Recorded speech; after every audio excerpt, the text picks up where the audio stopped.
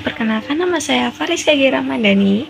Saya dari Program Studi Manajemen Universitas Negeri Surabaya. Saya dari kelas 2025G dengan nomor induk mahasiswa 25080574203. Video ini merupakan hasil observasi saya terhadap sebuah toko kelontong.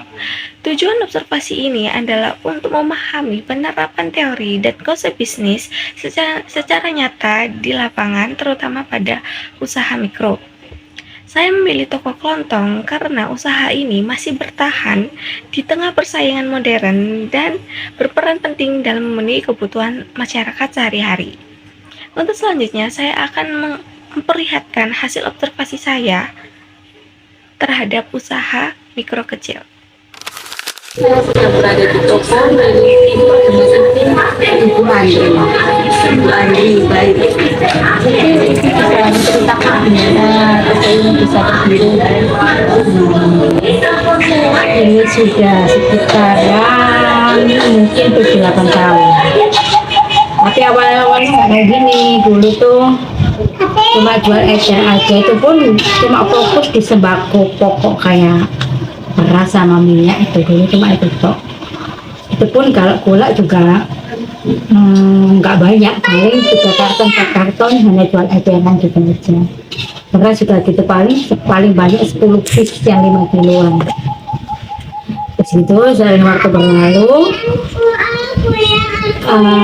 kebetulan suami ini pas COVID kena PHK, kan suami jadi hotel ya. Pas COVID kena PHK dan harus yang biasanya ada pekerjaan, karena PHK nggak ada pekerjaan, dan kebetulan kok ada pesangon dari kantornya, juga ada uang jam sosmed itu keluar. Dalam waktu itu kita buat tambahan modal, lalu saya bisa kulaan lebih banyak lagi kayak gini. Itu pun saya juga jualnya kulaannya juga offline dan online juga, sama kayak aku jual juga gitu, online dan offline. Yang online aku harus kulaan, juga harus memasarkannya lewat sosmed kayak di FB, kayak di sosial media WhatsApp aku. Kalau aku pulaan di online, aku bisa lewat Blibli, lewat Shopee, atau lewat marketplace lainnya.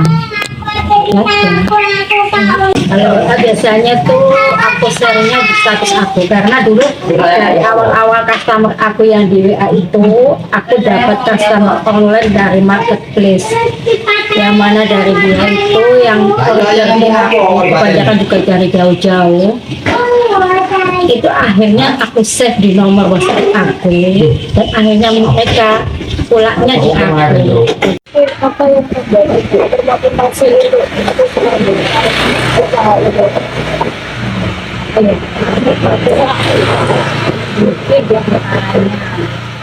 Dengan jualan itu, uang kita itu lebih ada tambahan, meskipun nggak banyak, sedikit banyak tambahan.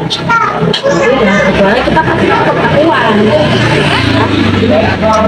Itu mungkin dengan jualan kita juga lebih banyak teman. Mungkin dengan jualan juga apa ya, karena anak kuliah bisa bertambah-tambah. Ya itu tadi, karena kita punya uang, ada jual, bisa jalan-jalan, bisa healing, ya itu jelasnya dong. Berdasarkan hasil wawancara dengan pemilik usaha, dapat diketahui nama toko tersebut adalah Toko Kelontong Ibu Andri. Usaha ini termasuk jenis usaha perdagangan eceran atau retail tradisional, dengan bidang usahanya yaitu perdagangan atau niaga, dan juga bentuk usahanya adalah perseorangan, dengan kegiatan utamanya adalah menjual kebutuhan pokok dan barang sehari-hari seperti sembako, sabun, mie instan, minyak, kopi, dan lain-lain.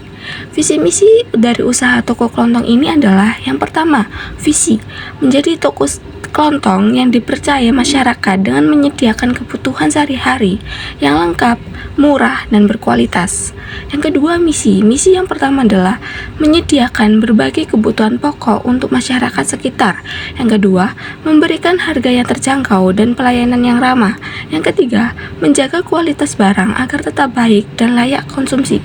Yang keempat, melayani pelanggan dengan cepat dan jujur. Selanjutnya, saya akan menganalisis jenis usaha berikut sesuai dengan prinsip dan teori bisnis yang sudah dipelajari sebelumnya. Dalam menghadapi era globalisasi, toko kelontong ini tidak hanya menjual produk secara langsung, tetapi juga memanfaatkan media sosial untuk promosi dan menerima pesanan. Hal ini menunjukkan kemampuan adaptasi terhadap perkembangan teknologi. Meskipun berskala kecil, toko kelontong turut dipengaruhi oleh kondisi global seperti kenaikan harga bahan pokok. Pemilik menyesuaikan harga jual agar tetap kompetitif dan terjangkau bagi konsumen.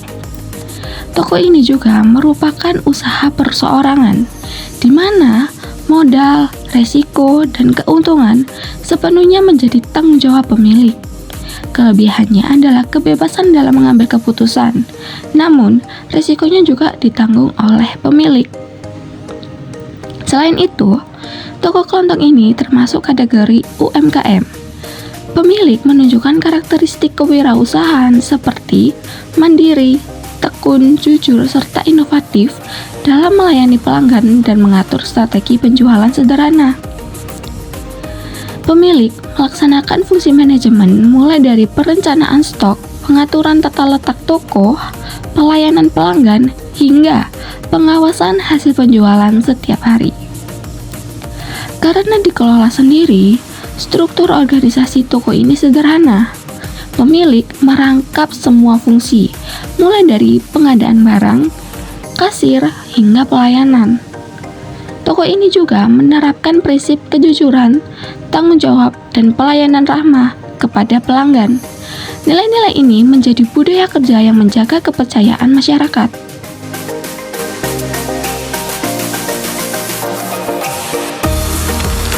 Dari observasi ini dapat disimpulkan bahwa toko kelontong memiliki peran penting dalam perekonomian lokal serta menjadi bukti nyata semangat wirausaha yang mampu beradaptasi di era globalisasi.